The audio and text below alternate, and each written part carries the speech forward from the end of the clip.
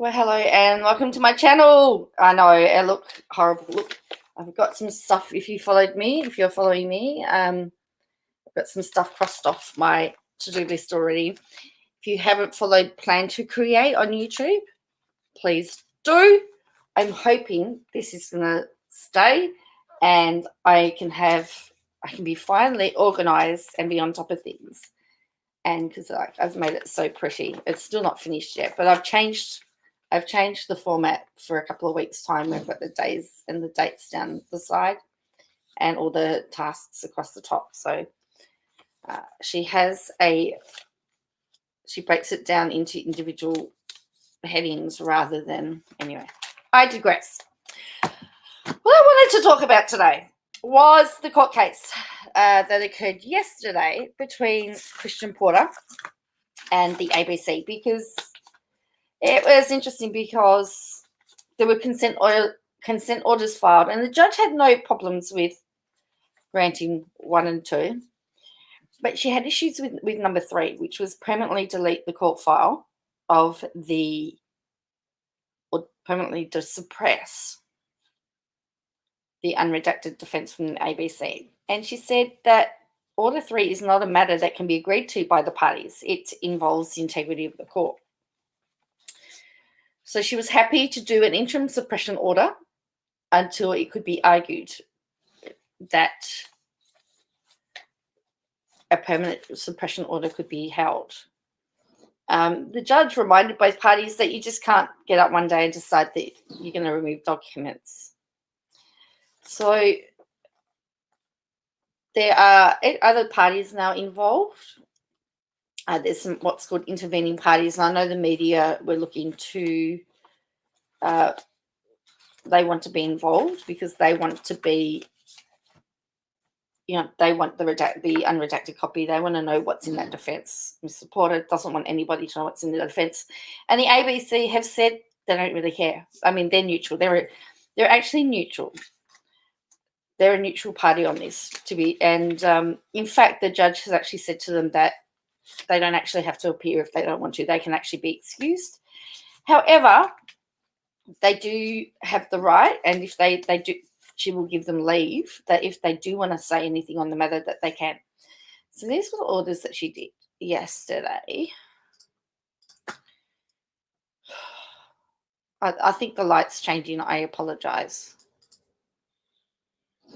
So 1st of June. By the 15th of June, the applicant is to file and serve permissions concerning proposed consent order 3 not exceeding 10 pages. So she said, I only want 10 pages. Now, when the court finished yesterday, there were no dates, so they needed to get back to her with dates. So the 15th of June.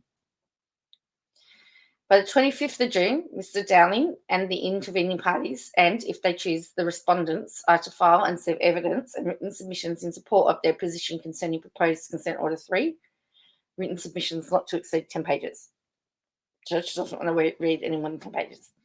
By 4 o'clock on the 4th of June, Mr. Dowling is to file and serve his proposed notices under Section 78B of the Judicial Act 1903 Commonwealth. So that is to say, I'll look that up in a minute. We'll look that up in a minute.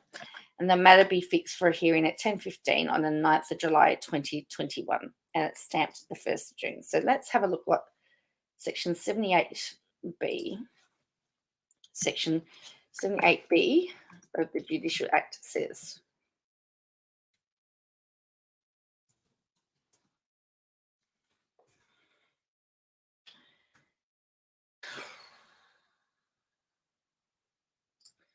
So here we go.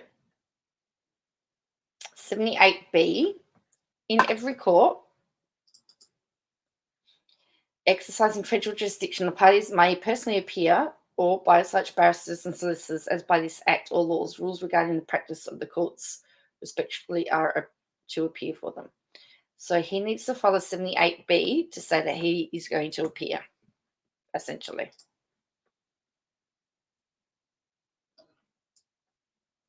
In the Judicial Act. Now, if I've got that wrong, please let me know. 78A refers to the Attorney General, and I think he was talking about Attorney General notices as well. Section 78A, Judicial Act. Intervention by the Attorney General, and I think he's also going to file a 78. He was talking about yesterday filing a 78A, intervention by Attorney General. So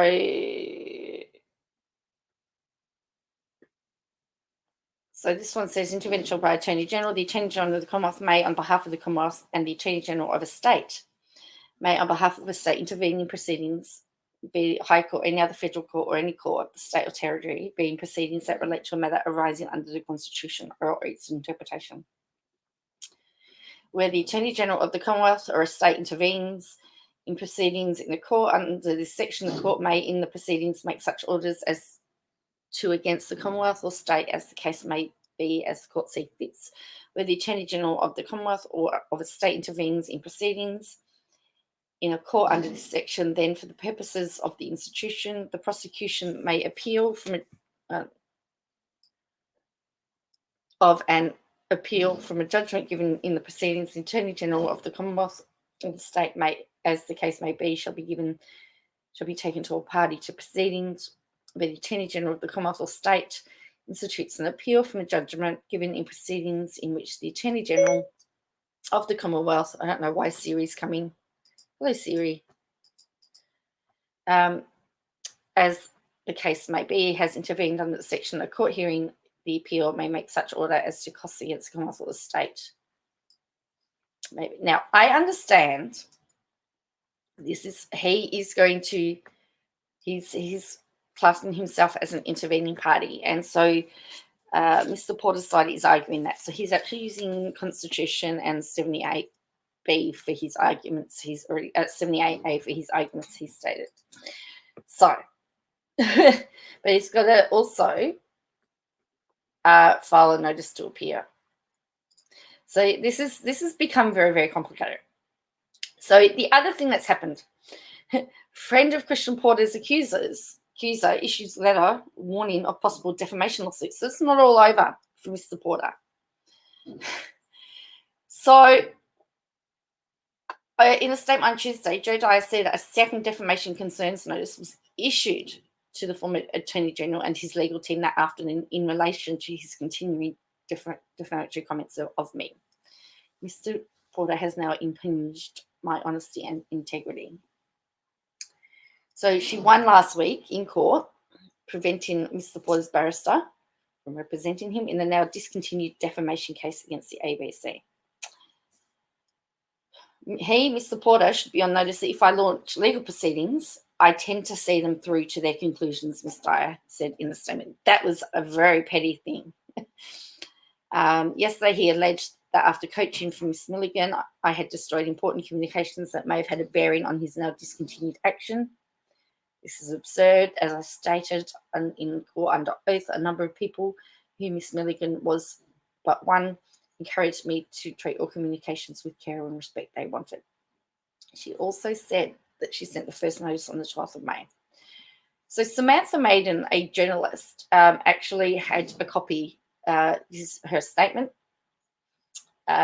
She tweeted, Joe Dyer, friend of Chrisitan Porter's Adelaide accuser, has issued a defamation concern notice over the comments he made outside the court. So this is the official statement. Mr. Porter has now impunged my honesty and integrity. In a statement released on the 12th of May, Mr. Porter implied legal proceedings I commenced against Sue Chrysanthou were part of an improper last-minute legal strategy to disrupt his now discontinued action from Ms. Milligan and the ABC. He did this despite knowing the real reason for the court action and the lengths to which I had gone to the proceedings over the preceding 2 months to avoid court. Yesterday, Mr. Porter alleged that after coaching from Ms. Milligan, I had destroyed important communications that may have been a bearing on this now discontinued action against Ms. Milligan and the ABC. This is absurd.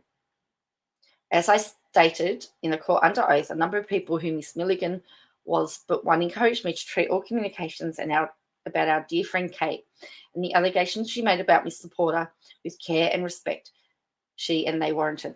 I endeavoured to do so by both filing and deleting correspondence between me and the individuals as appropriate.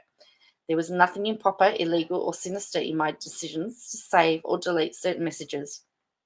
Decisions that were taken well before Mr. Porter launched his now discontinued action against Mr. Milligan and the ABC. This afternoon, Mark Lawyers sent a second concern notice to Mr. Porter in relation to his continuing defamatory